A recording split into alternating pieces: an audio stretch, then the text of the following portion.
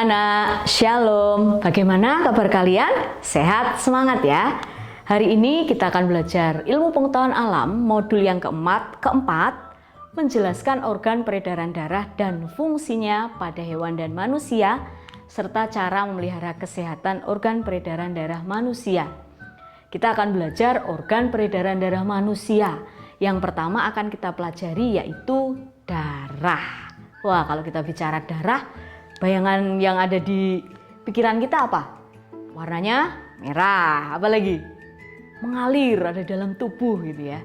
Nah, darah itu satu bagian yang terpenting di dalam tubuh manusia yang berbentuk cair berwarna merah.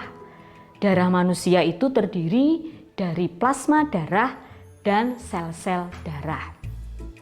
Sekarang kita mau pelajari bagian dari darah tadi ya. Yang pertama plasma darah. Plasma darah itu berbentuk cairan bening berwarna kekuningan. Plasma darah mengangkut zat gizi seperti protein, lemak, gula, dan garam. Zat-zat yang tidak berguna hasil metabolisme tubuh juga diangkut oleh plasma darah. Nah, yang kedua kita belajar sel darah merah atau eritrosit. Sel darah merah atau yang dikenal dengan eritrosit memiliki ciri bentuknya bulat pipih, bagian tengahnya cekung atau bikonkav di sini. Tidak berinti, eritrosit berwarna merah dikarenakan mengandung hemoglobin. Hemoglobin itu apa? Merupakan senyawa protein yang mengandung zat besi. Sel darah merah dibentuk dalam sumsum merah tulang pipih. Selanjutnya darah beredar ke seluruh bagian tubuh melalui pembuluh darah. Nah, usia sel darah merah itu kurang lebih 120 hari. Di dalam hati, hemoglobin diubah menjadi zat warna empedu atau yang dikenal dengan bilirubin yang kemudian ditampung dalam kantong empedu. Nah, bilirubin ini berfungsi sebagai pemberi warna pada feses. Zat besi yang terdapat pada hemoglobin kemudian dilepas dan digunakan untuk membentuk sel darah merah baru. Fungsi utama dari sel darah merah adalah mengikat oksigen dan karbon dioksida. Bagian sel darah merah yang sangat berperan dalam mengikat oksigen adalah hemoglobin. Sekarang kita belajar sel darah putih atau leukosit. Sel darah putih atau yang dikenal dengan nama leukosit memiliki inti akan tetapi tidak memiliki bentuk.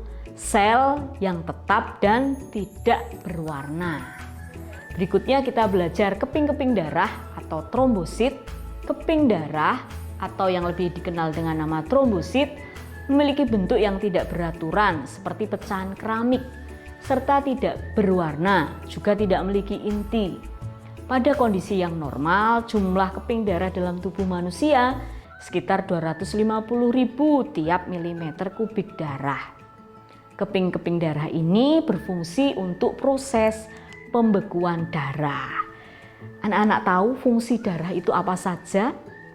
Ya, sebagai pengatur suhu tubuh, sebagai alat pengangkut sari-sari makanan, oksigen, karbon dioksida, bisa juga untuk sisa-sisa pembakaran dari sel-sel tubuh ke alat pengeluaran, membawa sisa oksidasi sel tubuh, dan sebagai alat pertahanan tubuh. Nah, sekarang kalian agar lebih paham akan menyimak penjelasan singkat dan latihan soal. Mari kita belajar bersama-sama. Halo teman-teman, kita akan belajar mengerjakan latihan soal tentang organ peredaran darah manusia. Namun sebelumnya kita simak penjelasan secara singkat tentang organ peredaran darah manusia. Kita akan belajar yang pertama tentang darah. Mari kita belajar bersama. Nah, kita amati gambar di sini. Darah terdiri atas cairan. Nah, ini kita akan pelajari komponen darah manusia. Darah terdiri dari cairan yang disebut plasma darah dan sejumlah butiran yang disebut sel-sel darah. Plasma darah merupakan penyusun darah terbesar. komposisi plasma darah kira-kira 55% dari volume darah. Dan sekitar 45% tersusun atas sel-sel darah. Sel-sel darah manusia terbagi menjadi 3, yaitu sel darah merah atau eritrosit, kemudian sel darah putih atau leukosit, dan trombosit atau keping darah. Di sini istilahnya platelets. Nah, kita akan pelajari lebih lanjut komponen darah manusia ini. Nah, kita amati. Nah, ini memang membutuhkan penelitian untuk melihat komponen darah manusia. Yang pertama yaitu sel darah putih. Kita lihat ya, sel darah putih ada di sini. Ini sel darah putih ditunjuk oleh anak panah ini. Sel darah putih atau leukosit bentuknya tidak beraturan. Sel darah putih dapat bergerak secara bebas. Nah, sel darah putih berguna untuk membasmi kuman-kuman yang masuk ke dalam tubuh. Sekarang kita ke trombosit atau platelet atau keping darah.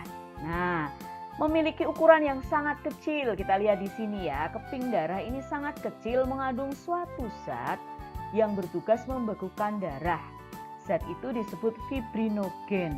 Jadi kalau kita jatuh, keluar darah, darahnya bisa membeku. Nah, ini dibutuhkan yang namanya zat fibrinogen untuk membekukan darah. Ini namanya trombosit. Kemudian komponen darah manusia yang ketiga itu sel darah merah atau eritrosit. Nah, ini gambarnya seperti ini ya. Sel darah merah mengandung pigmen atau pewarna darah yang disebut hemoglobin. Hemoglobin berfungsi mengikat oksigen dari paru-paru. Hemoglobin menyebabkan darah berwarna merah. Nah, anak-anak, kita amati. Nah, ini untuk mengambil sampel darah seperti ini ya.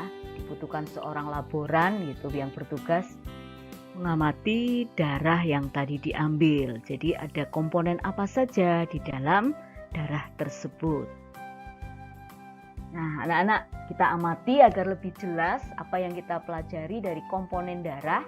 Tadi ada plasma darah yang mengisi 55% dari volume darah. Kemudian ada eritrosit atau sel darah merah yang seperti ini. Ada trombosit atau keping darah yang ukurannya sangat kecil dan mengandung zat yang bisa membekukan darah namanya fibrinogen. Kemudian ada leukosit atau sel darah putih yang berfungsi untuk membasmi kuman yang masuk ke dalam tubuh. Nah, anak-anak, kita hari ini sudah belajar tentang darah dan komponen dari darah. Darah sangat penting bagi tubuh, bisa untuk mengatur suhu tubuh, membantu dalam proses penutupan luka, bisa juga untuk membunuh bibit-bibit penyakit. Teman-teman, sekarang kita akan belajar latihan soal tentang organ peredaran darah manusia. Amati soal yang pertama. Bagian darah yang berfungsi memberi warna merah adalah titik-titik. A. Hemoglobin, B. Keping darah, C. Trombosit, D. Leukosit. Jawaban yang benar adalah ya, hemoglobin. Hemoglobin menyebabkan darah berwarna merah. Soal yang kedua, sel darah manusia yang bertugas membekukan darah ketika terjadi luka adalah A. Eritrosit, B. Leukosit, C. Trombosit, D. Hemoglobin. Jawaban yang benar ya, C. Trombosit. Trombosit memiliki ukuran yang sangat kecil dan mengandung zat yang bertugas membekukan darah. Soal berikutnya. Komponen darah yang berfungsi sebagai pengangkut oksigen dan karbon dioksida yaitu titik-titik. A. Eritrosit, B. Leukosit, C. Trombosit, D. Plasma darah yang berfungsi mengangkut oksigen dan karbon dioksida yaitu eritrosit atau sel darah merah. soal berikutnya. Fungsi darah yaitu yang pertama, ya, sebagai pengatur suhu. Yang kedua, fungsi darah sebagai alat pengangkut sari-sari makanan, oksigen, karbon dioksida. Yang ketiga, fungsi darah sebagai alat pertahanan tubuh. Yang keempat, membawa sisa oksidasi sel tubuh. Itu fungsi darah. Demikian anak-anak pembelajaran hari ini tentang organ peredaran darah dan kita belajar tentang darah. Terima kasih anak-anak sudah belajar bersama hari ini. Kita sudah belajar organ peredaran darah manusia yang pertama yaitu darah. Tetap semangat. Tuhan Yesus memberkati.